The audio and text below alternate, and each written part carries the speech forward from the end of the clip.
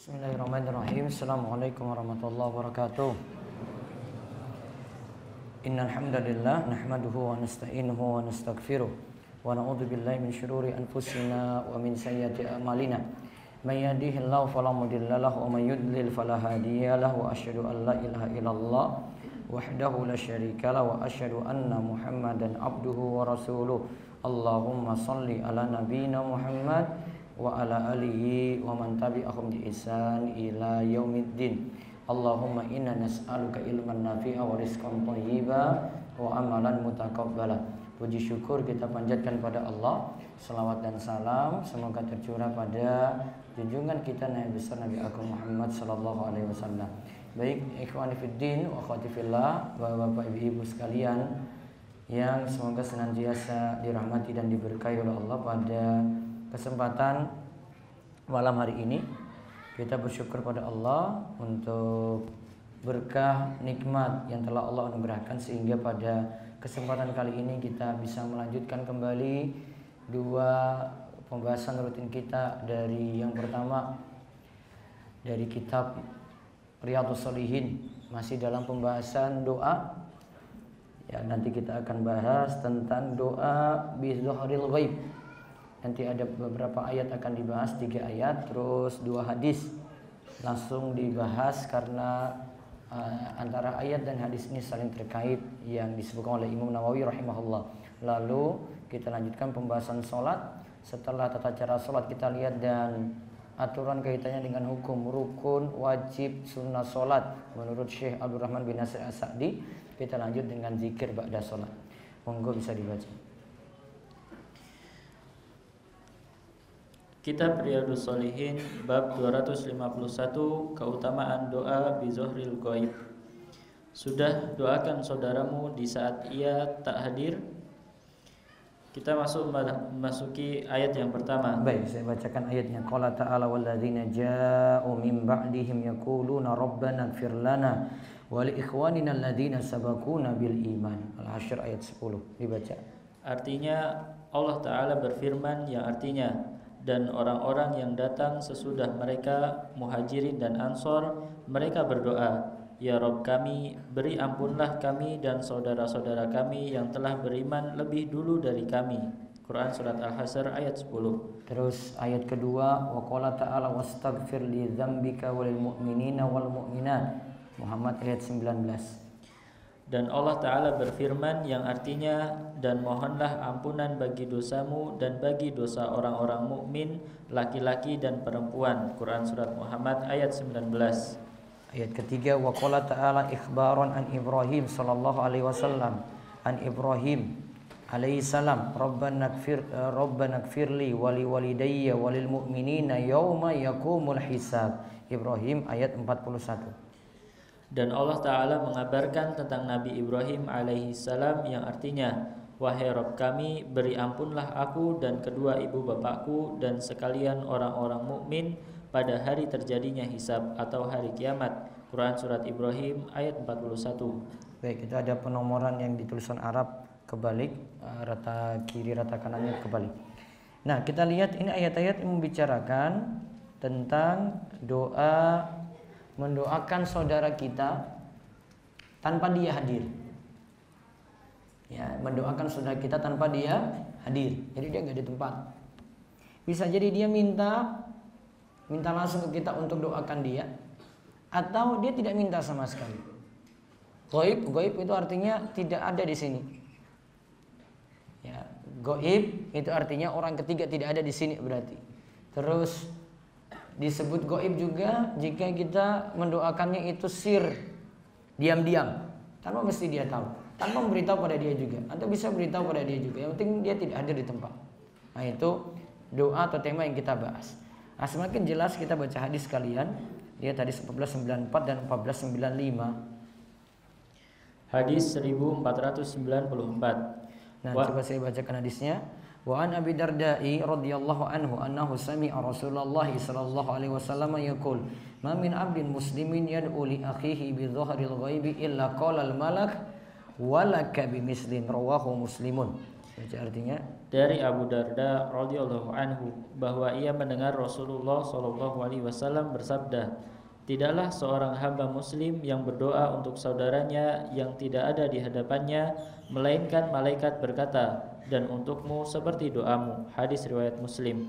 Taib. Terus hadis 1495 wa anhu anna Rasulullah sallallahu alaihi wasallam kana yaqul da'watul mar'il muslimi li akhihi bi dhahiril ghaibi mustajabatun inda ra'sihi malakun muwakkalun kullama da'a li akhihi bi khairin qala al malakul muwakkalu bihi amin walaka bimislin rawahu Muslimun.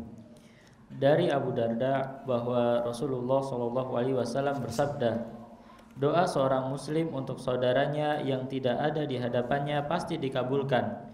Di dekat kepala orang tersebut ada malaikat yang diberi tugas untuk itu. Setiap kali seorang muslim berdoa kebaikan untuk saudaranya, maka malaikat yang diberi tugas itu berkata, amin, dan untukmu seperti doa itu. Hadis riwayat Muslim. Taib. Dan untukmu doa seperti itu. Lihat kalau dalam hadis ini lagi sama dari Abu Darda wa anhu, dari Abu Darda juga. Rasulullah sallallahu alaihi wasallam itu katakan da'watul mar'il muslimi li akhihi, doa seorang muslim li akhihi pada saudaranya, berarti pada saudaranya sama muslim juga. Bi dhahril ghaibi, saudaranya itu tidak ada di hadapannya.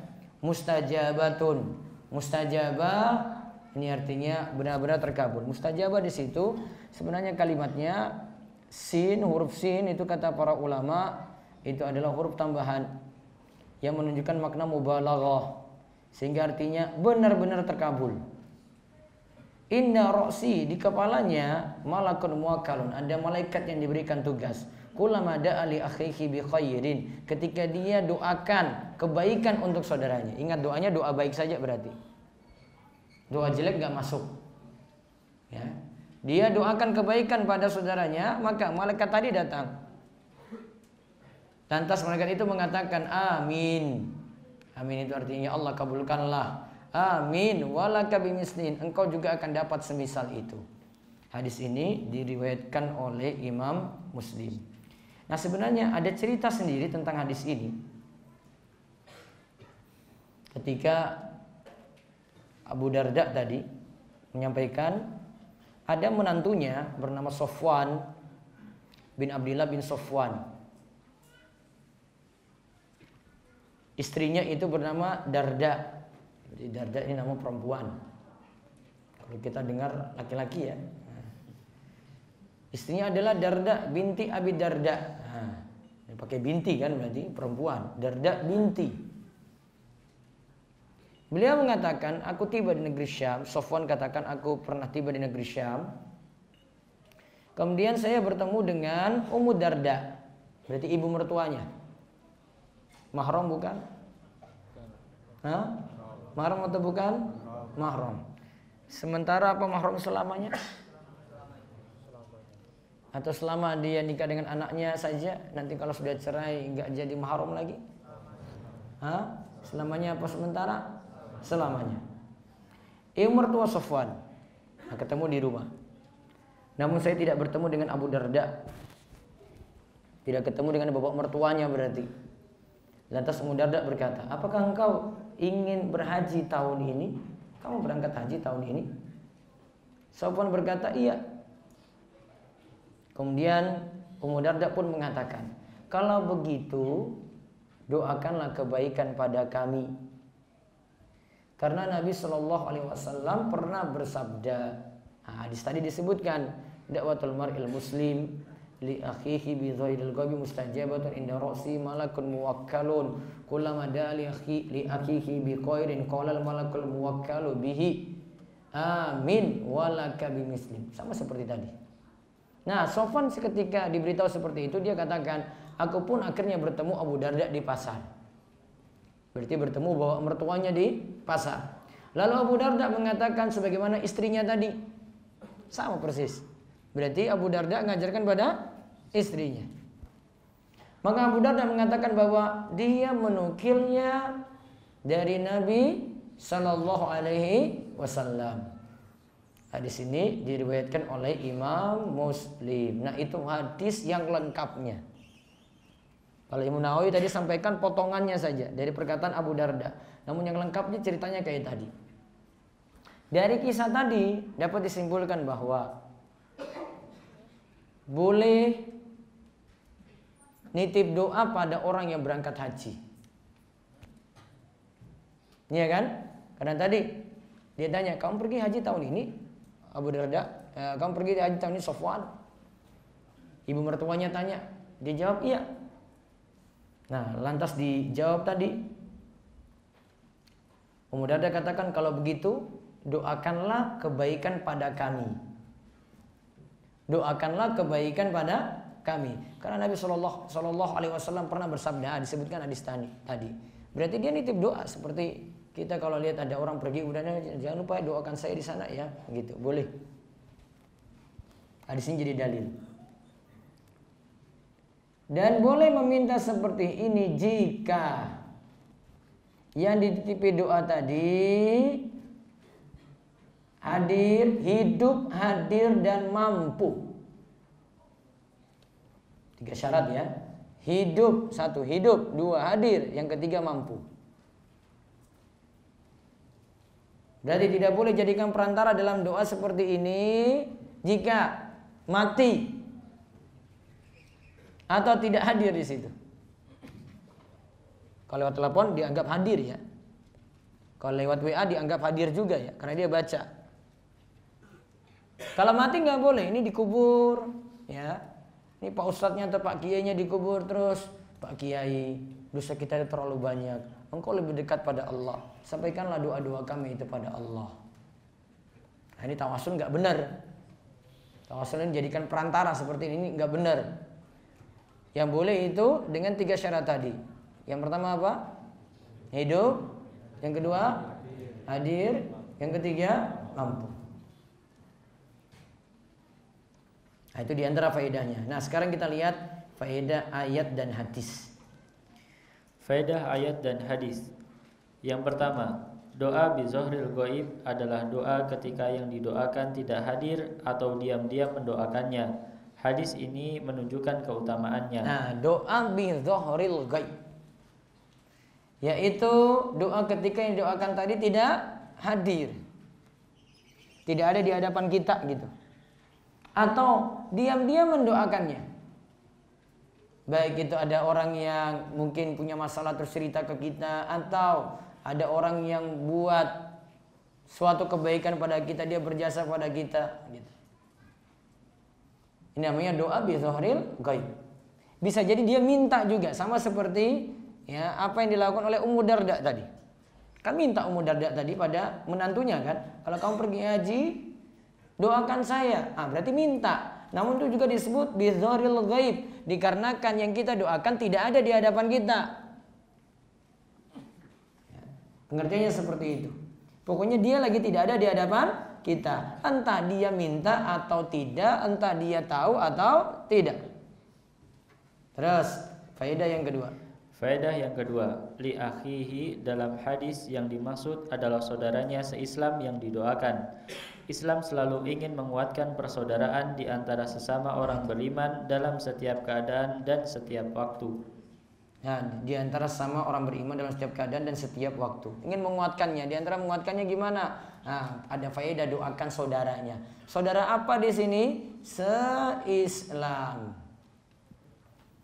Sini ini nggak pandang ini pengajiannya sama atau tidak, sama-sama satu masjid atau tidak. Ya, pokoknya selama Muslim itu didoakan. Boleh jadi temannya itu salah dalam pemahaman begitu, ya didoakan juga. Masuk di sini. Umum. Ya. Umum gitu. Jangan nanti sampai tanya, wah dia libit apa bukan itu. Enggak usah. Doakan saya, Muslim dia. Doakan itu.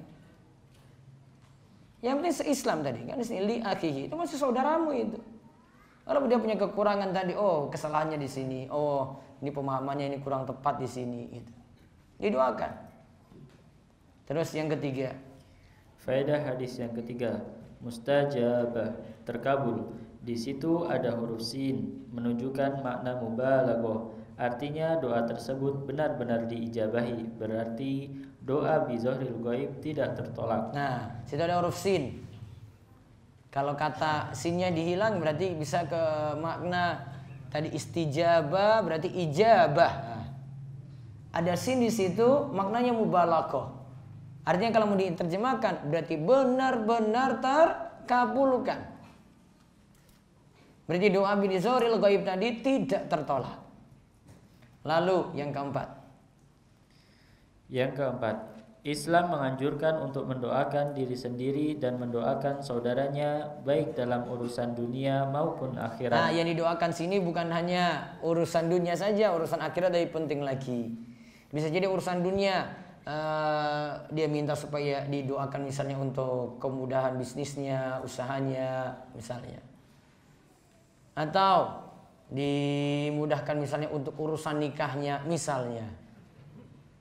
Atau untuk urusan jodohnya misalnya, cari-cari gak dapat-dapat, syaratnya terlalu macam-macam, ini syaratnya pas-pasan gitu misal. Ya, minta didoakan. Urusan dunia juga termasuk urusan akhirat. Dia minta istiqomah, minta pada Allah istiqomah, didoakan itu. Minta supaya mudah untuk mempelajari ilmu agama, gitu. Menerima ilmu dengan baik, ya, bisa ajib dalam tolabul ilmi. Nah, masuk dalam itu untuk urusan akhirat. Sampai nanti dia masuk surga bebas dari neraka. Jadi doa ini juga termasuk. Terus yang kelima. Faedah hadis yang kelima.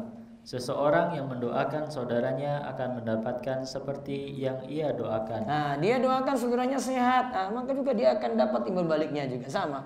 Dia akan dapat sehat tadi. Dia doakan saudaranya mudah dalam urusan, sama juga nanti balik ke dia juga. Dia doakan saudaranya diangkat penyakit-penyakitnya, sama juga kalau dia ada kesusahan, kena penyakit gitu, sama juga. Nanti ada satu poin di bawah akan disebutkan perkataannya kaitan dengan nomor 5 ini, ada kelakuan atau amalan sebagian salah. Terus nomor 6. Faedah yang keenam, ada malaikat yang bertugas hanya untuk mendengar doa bizohril ghaib. Nah, dia bertugas, malaikat ini bertugas cuma dengar dan nanti dia ucapkan amin, amin, walakabi mislin. Ada yang doakan kayak gitu lagi. Nah, malaikat itu dengar kemudian amin, amin, walakabi mislin. Dapat tugas khusus kayak gitu. Nama malaikatnya siapa? Wallahu a'lam. Yang penting itu malaikat. Maka ada malaikat yang kita ketahui namanya dan ada malaikat yang tidak kita ketahui namanya. Ada malaikat Mikail, Jibril, Israfil. Ya, itu diketahui namanya. Imani. Ada lagi malaikat maut, kalau kita kenal itu Israil. Kalau Israel tidak tepat ya, dikarenakan ini dari berita Israiliyat. Ada jadi Ridwan, Malik, Munkar, Nakir. Nah, itu nama semua itu. Ya. Maka kalau ada yang namanya kita imani. Kalau tidak diberitahu namanya kita imani. Ada tugasnya di situ. Ini tugasnya dia dengar doa bizohril ghaib tadi. Kemudian malaikat ini mengucapkan amin, amin, walakabi mislin. Engkau akan dapat semisal itu juga. Terus nomor 7. Faedah yang ketujuh, malaikat hanyalah diperintahkan untuk amalan baik. Malaikat hanya diperintahkan untuk amalan baik. Maka doanya juga cuma untuk doa baik.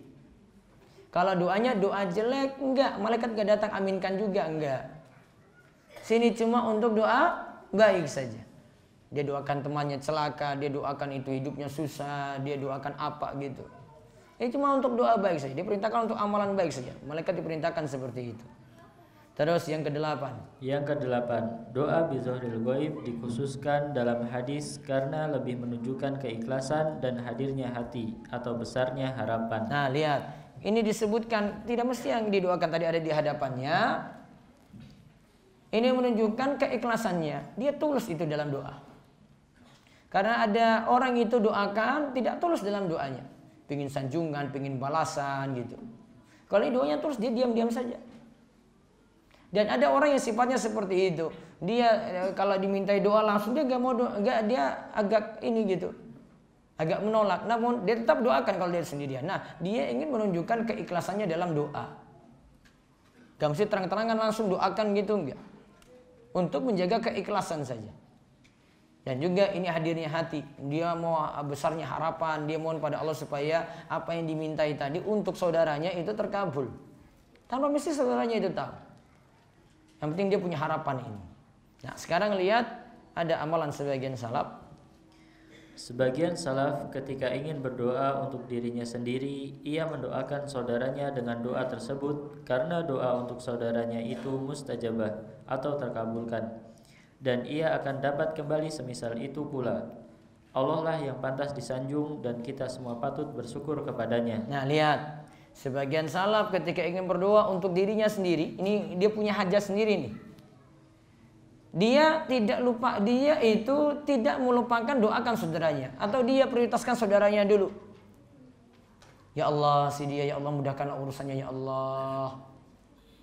Untuk apa? Supaya dia dapat doa yang sama dari malaikat. Maka dia doakan orang lain dulu. Dia doakan orang lain dulu. Atau mungkin bisa diperhatikan, dia doakan diri sendiri, kemudian dia doakan sambil doakan orang lain juga. Ya Allah, sebentar lagi saya mau menghadapi ujian. Ya, teman saya ini juga ya Allah, mudahkanlah mereka juga sebagaimana Engkau beri kemudahan kepada saya. Nah, dia doakan orang lain juga. Dalam doanya dia ikutkan. Maka lebih dikuatkan lagi terkabulnya doa. Karena dia doakan dirinya sendiri, plus dia doakan orang lain. Malaikat kan nanti akan ucapkan, amin, amin, walakabi mislin. Ya Allah kabulkanlah, ya Allah kabulkanlah. Engkau juga akan dapat semisal itu pula. Makanya karena seperti itu, nah ini diantara cara supaya doa-doa kita itu terkabul. Sertakan yang lain dalam doa. Ya, sertakan yang lain dalam doa. Maka doa-doa itu akan mudah terkabul. Maka diantara bentuknya misalnya kita dapat lihat ketika kita baca tahiyat misalnya. Pada kalimat assalamu alaina wa ala ibadillahi sholihin. Keselamatan untuk kami. Diri sendiri dulu kan. Wa ala ibadillahi sholihin, dan juga keselamatan untuk hamba-hamba yang soleh. Hamba soleh siapa? Pokoknya yang masuk dalam istilah soleh. Dia mulai dengan diri dia, terus dia doakan orang lain juga kan, dan bisa jadi dirinya juga termasuk orang soleh.